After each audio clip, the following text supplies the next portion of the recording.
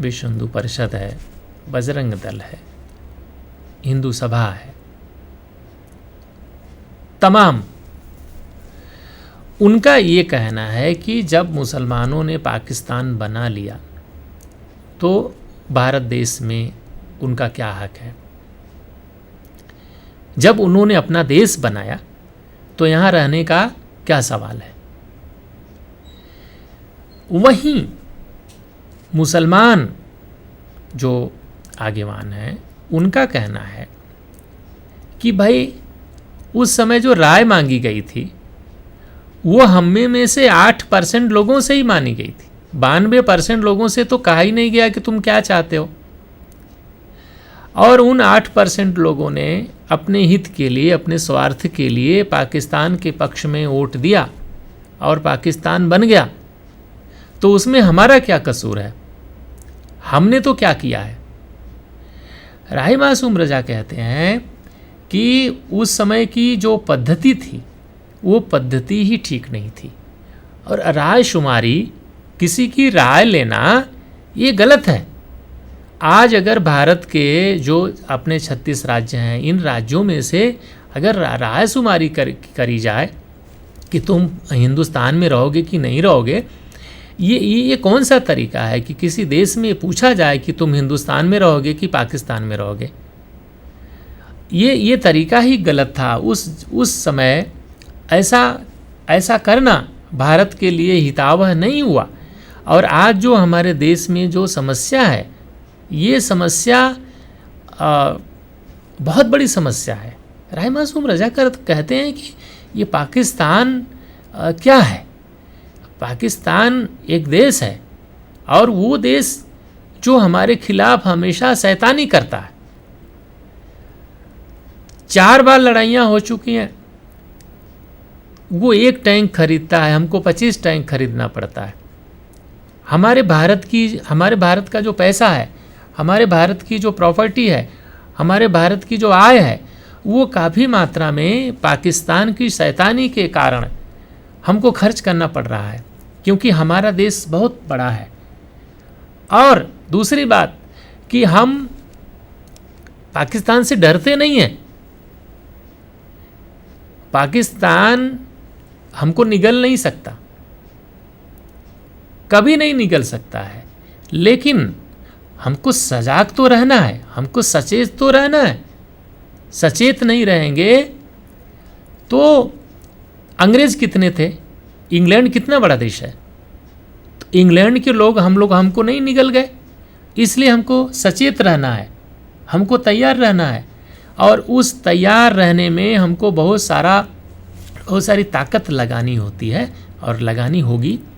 इसलिए अगर ऐसा हो गया है तो हमको इस ऐसे लोगों से जो हमारे देश की आज जो हिंदुस्तानी मुसलमान हैं वो हमारे हिंदुस्तान के मुसलमान हैं, हम उनको अगर बार बार कहेंगे कि तुम लोग विदेशी हो, तुम विदेश वाले हो, पाकिस्तान वाले हो, तो ये ठीक नहीं है। ये कहना अपने ही घर में अगर कुछ लोगों को ये कहा जाए अपने ही परिवार में कि तुम इस परिवार में के नहीं हो, तुम बाहर के हो, तुम्हारी सोच बाहर की है, तो उस परिवार में टूटन हो सकती है, विध्वंस हो सकता है। इसलिए राही मासूम रजा बार बार टोकते हैं ऐसे लोगों को कि भाई तुम ऐसा मत बोलो, ऐसा मत कहो तुम। वो एक जगह कहते हैं कि मैं और मुझ जैसे लोग आरएसएस से नहीं डरते, क्योंकि आरएसएस से लड़ने के लिए तो पूरा समुदाय हमारे साथ है। मैं शिवसेना से नहीं डरता, क्योंकि पूरा सेकुलर मराठी समुदाय मेरे साथ है। पर इन शहाबुद्दीन ZR अंसारियों, मौलाना बुखारियों से तो हमें अकेले लड़ना है। इस लड़ाई में राजनीति हमारे साथ नहीं है, क्योंकि वोट तो शहाबुद्दीन और बुखारियों के पास है। और इसलिए मुझ जैसे 150 वोट पाने के लिए किसी हाथ या पक्ष की राजनीति 16-17 करोड़ मुसलमानों के वोट नहीं छोड़ सकती।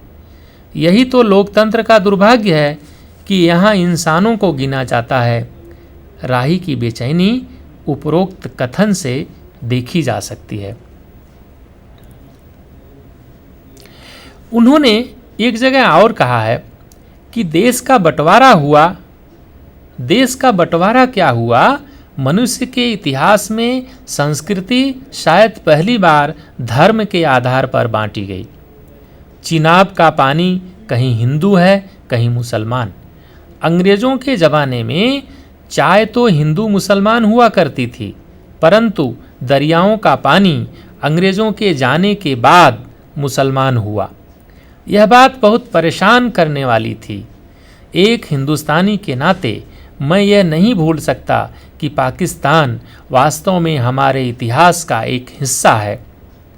यह बात हमारे इतिहास में लिखी जाएगी कि 14 अगस्त 1947 को पाकिस्तान बना। अपने इतिहास की इसी उलझन को सुलझाने के लिए मैंने लिखा अपना उपन्यास।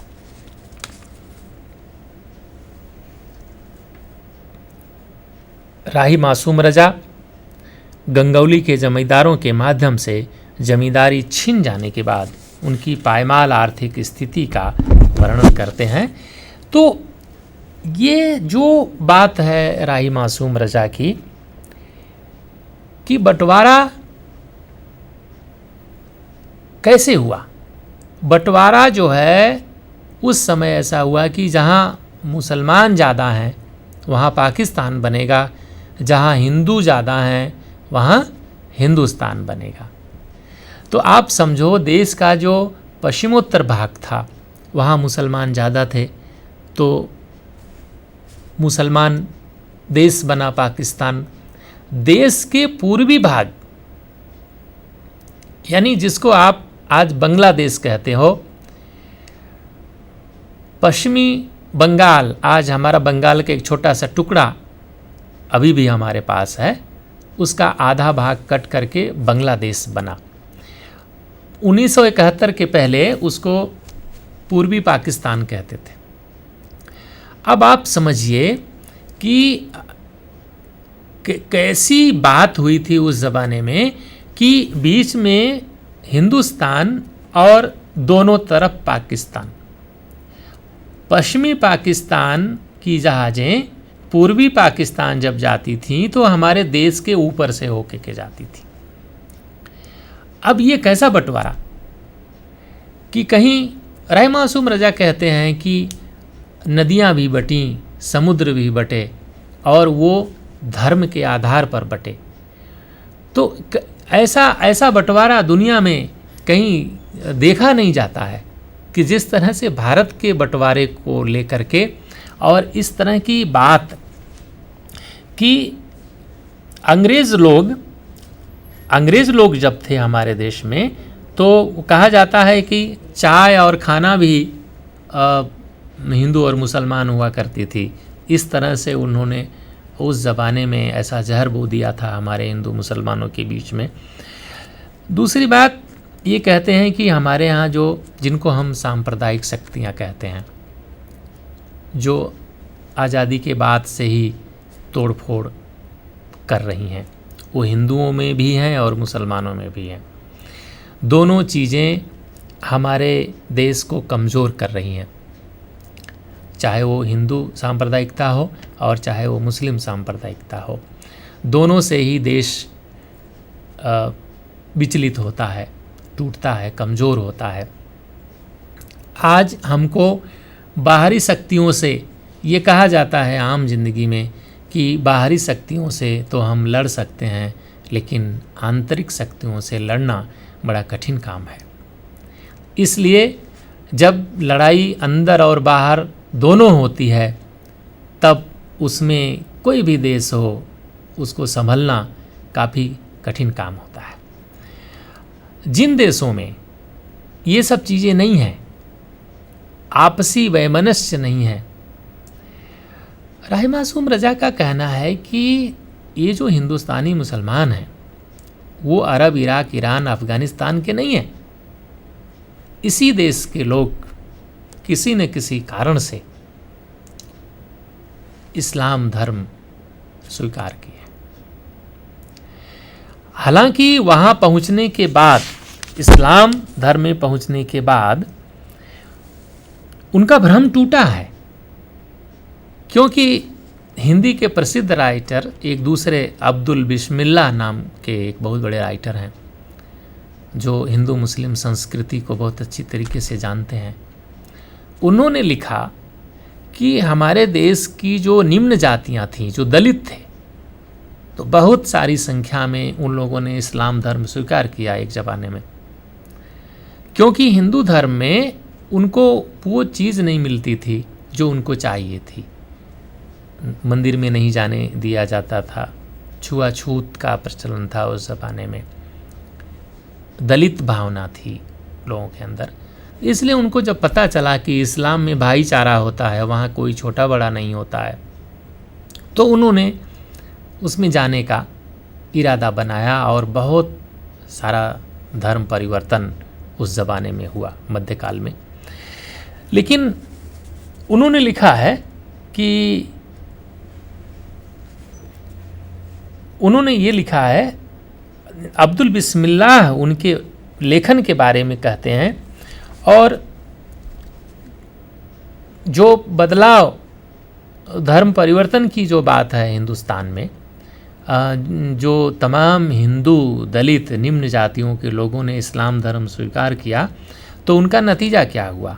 तो अब्दुल बिस्मिल्लाह उस बारे में काम को बताते हैं कि हाँ, लेकिन नहीं हुआ, इसी लालच में तो वे बेचारे मुसलमान हुए। उनको यह बताया गया कि इस्लाम में ऊंच नीच छुआछूत नहीं है, इक्वलिटी है, मसावत है। इसने उन्हें उत्प्रेरित किया, हमारे अपने समाज में अपना तो कोई स्थान नहीं है, तो चलो ऐसे समाज में चलकर रहो। लेकिन वहाँ पर भी उनकी स्थिति में कोई फर्क नहीं पड़ा। आप जानते हैं कि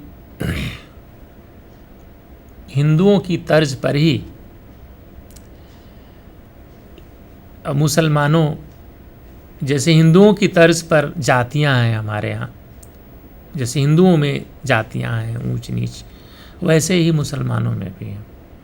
तो मुस्लिम समाज हिंदुस्तानी हिंदुओं की समाज के तर्ज पर बना हुआ है।